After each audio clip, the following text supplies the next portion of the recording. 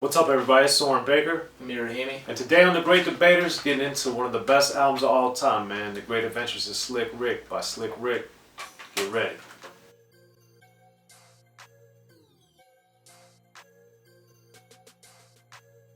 Alright, Amir. So today on The Great Debaters, we are looking at The Great Adventures of Slick Rick. One of easily the best rap albums, the best story-driven albums, the best everything albums ever made in rap history. Yep. And we're going to pick our best 3 songs on this album, which is extremely tough, even though there's only 12 songs.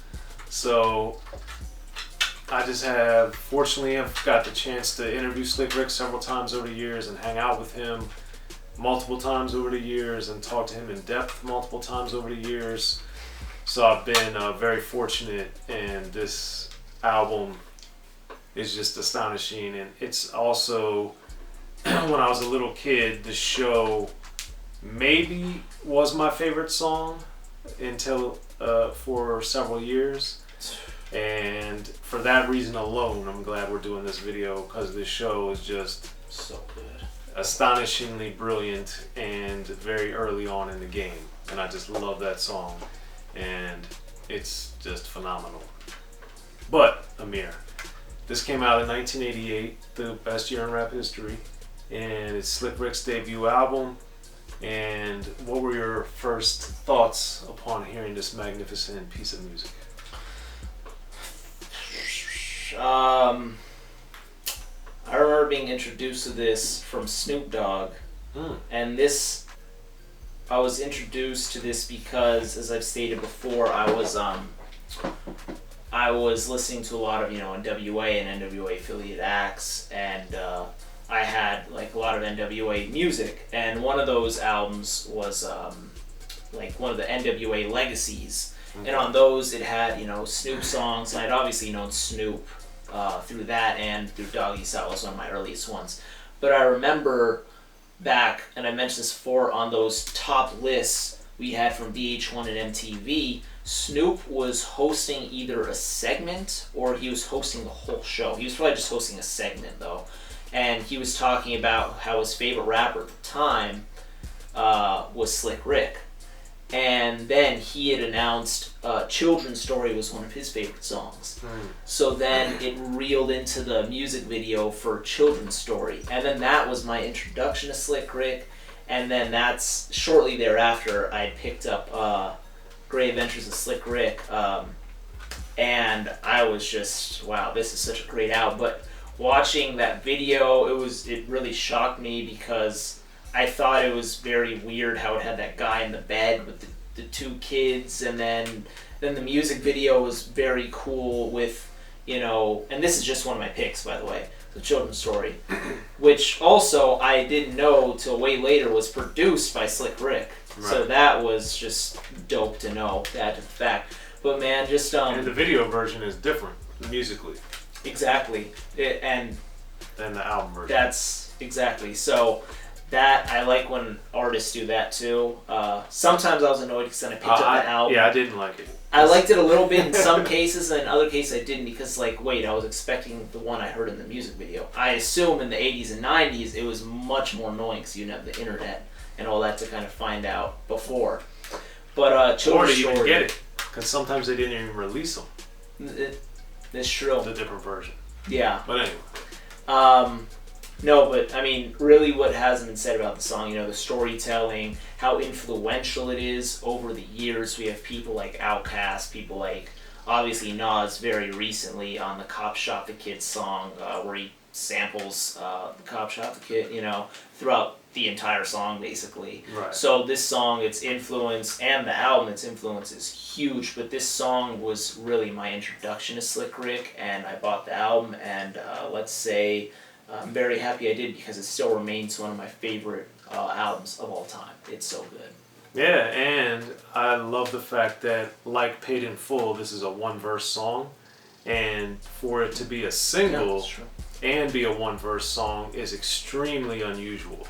So that just let me know creatively, these are not things that I necessarily thought about as a little kid, But once I started listening to more and more and more music, I would notice these things like Paid in Full. Wait, that's one verse. Wait, Children's Story. Wait, that's just one verse. So it shows that you can be artistically different and reach the highest levels of not only creativity but popularity and do it in your own way. And that's something that I think shines throughout The Great Adventures of Slick Rick. And Children's Story is one of my picks as well.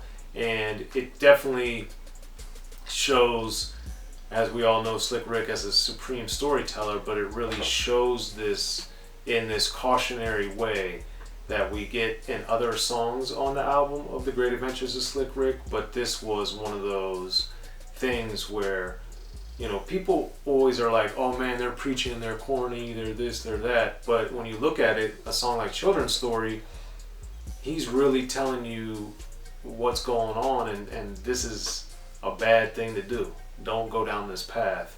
And Ice-T has done that brilliantly, as we just talked about with Ice-T Power, and Ice Cube has done it brilliantly throughout his career. Scarface, the greats do it, and they do it at the highest level, and Slick Rick clearly is one of them. And that's why I think Children's Story has been able to remain one of those songs that you still hear on a regular basis in 2020, and it came out in 1988, and that's because it's a phenomenal piece of music. So that's one of my picks. Also, what's your second pick, Amir?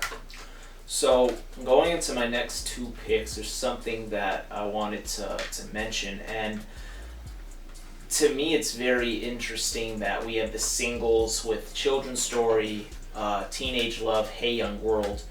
Those songs, and especially Hey Young World and Teenage Love, they're very, you know, whether it be a sad love song about, you know, teenagers, and that can apply to people of all ages, and then you get a song like Hey Young World, a little more uplifting and etc. Then it's like you would assume from those being the three singles that the majority or the whole album would probably be more on that length. And then you go in 1988 and you buy the album, and track one is Treat 'Em Like a Prostitute, and you got songs like Lick the Balls, and you got Indian Girl, and it's like, who is this guy? This wasn't the guy who was on TV with Children's Story and Teen. So I thought that was, when I heard that song or these songs, I was like, there is much more to Slick Rick's personality than I thought. And leading into my next pick, which is track one, is Treat 'Em Like a Prostitute. Fantastic. Just to track one, I just wonder what people were doing like in 88, and I don't know if they're looking at the track list before and they're like, huh, treat her like a prostitute, you know? It's like, dude, when I first listened to it, I couldn't believe it, because I was coming off The Show and Teenage Love and Lottie Dottie. Lottie Dottie hinted a little bit at it, true, but nothing to the magnitude of what we hear with Treat Her Like a Prostitute. Well, that was also out before the album, but I was shocked, because I was like, well, he's not going to put that on the album. There's no way he put that on the album. And he did front and center, so... Clearly. Dude, this song is so great. And he's basically kind of setting up why he's naming the song Treat 'Em Like a Prostitute. He's giving you a couple scenarios of a woman, you know, cheating on the man, one with the mailman, which was... a funny story. Very vivid. Very vivid. and honestly, just one of the most ridiculous lines in this. And also just, don't treat no really well until, just all that I think is very clever. Even before it's verse 1, verse 2. I think that's also very dope, the way the beat is. And then one of my favorite parts of the whole song is when in the last verse, the husband is, making love, right, to his wife, and then she calls him a different name, which is already weird, but then as he finishes, he notices there was another condom left in her, and then Slick Rick's like, I think it was left by a slick rapper named MC Ricky, and it's like, his voice, like the accents he does, just the whole performance is something just exceptional, and it's so funny that he's doing this, and like I said, there's no ad-libs, there's no one laughing, it's just straight up him, and it's just like, did I really just hear what I heard? Right. And you did, because it's genius. So Treat 'Em Like a Prostitute has to be one, man. It's just so hilarious and so clever. That's not one of my picks, but it's of the top echelon of the album, of course. Dude. It's just, this album, Treat 'Em Like a Prostitute is just so shocking, and I love the song, but I'm going to go in a different direction where he's talking about a girl with Mona Lisa. Okay. Because Mona Lisa, man, I liked the story of it and how he had to bring him back the old school music, how he had the girl was treated in a different way, and it was kind of an aloof story, which I thought, like Treat 'Em Like a Prostitute, was very realistic of those scenarios. I also thought the Mona Lisa thing was scenario, and then the girl was called Mona Lisa, which I always thought was weird and intriguing. I liked the beat on it. I thought it was tremendous, and another one that he did, because he did half the album by himself, which is another testament to his brilliance, especially on this project. But with Mona Lisa, I just thought it showed this other creative story where it didn't have all that illicit craziness to it, but it still was this story going on that I thought was good. And anytime you can talk about eating pizza, I'm a big fan of that. So Definitely. Yes. What'd you think of Mona Lisa? It was good, and just this whole album, there's no throwaways, and this is just an album that, once again, you're happy with what you got, and you always wonder what was left off the album, if there was anything left off the album. In my hand right here is actually the 30th anniversary. That's why you probably see like a sticker here. I just kept that on. But this even has some extra songs on it, some demos, and a song that I never heard called Snakes of the World Today. So, which I'm assuming was recorded in these sessions. So I think the 12 songs was great. And for my last pick, and something that you had just talked about, how Slick Rick had produced a good portion of the album, is all of my picks are produced by Slick Rick. And it's crazy because we got Jam Master Jay on a song, we got Eric Sadler, we got Hank Shockley. These are no slouches. So Slick Rick, right? Like, these are no slouches. These are some of the best producers. So the fact that his 3 of the songs he produced are my top 3 is saying something. So my last pick is Indian Girl, An Adult Story. I know it's a theme here, Amir. Man, I mean, dude, it's so good. So just the story, how he's talking about an Indian girl who's really a Native American, but an Indian girl, and then, Davy Crockett, and just, first of all, that's just great, and it's just funny in itself. And then, he goes and has a spaghetti that her dad made which sucked, and then they're sitting looking at the moon, and then he thinks that no means yes, so he makes an advance, and then he's doing his thing, whatever, and it gets very high, intense level in the sheets, and then ended up, she's saying some very interesting things about she's not going to be able to marry if she keeps doing what she's doing, whatever, but anyways, just the accents back and forth with him, playing Davy Crockett or whatever, and then the woman with her moans and phrases and everything she's doing, and then the vagina speaks or it yawns, and I'm like, what the? And this is kind of going back to Treat 'Em Like a Prostitute. Like, what is he saying? Like, what is that? So it's yawning, and then he has to see for himself before he leaves, and then he sees crabs and spears and Indian drums, and I was just like, what the hell is this? This is, first of all, the imagery. It's like, anytime I hear that line, I think of what he's saying, which is, it's pretty powerful that he's able to do that, number 1. Number 2, it's hilarious. Number 3, it's like, at the end of the song, he's going, hi-ya, hi-ya. It's like, just like, it's really funny. And I don't know if he's in the studio laughing as he's making this. I have no idea, but it's clever, it's great storytelling, it's impressive writing. He's playing the roles himself. I just think this song and other songs, it's just brilliance. And Indian Girl is my 3rd pick. There you go. Well, mine is not that song, even though I love it and I would argue it's one of the best songs on the album.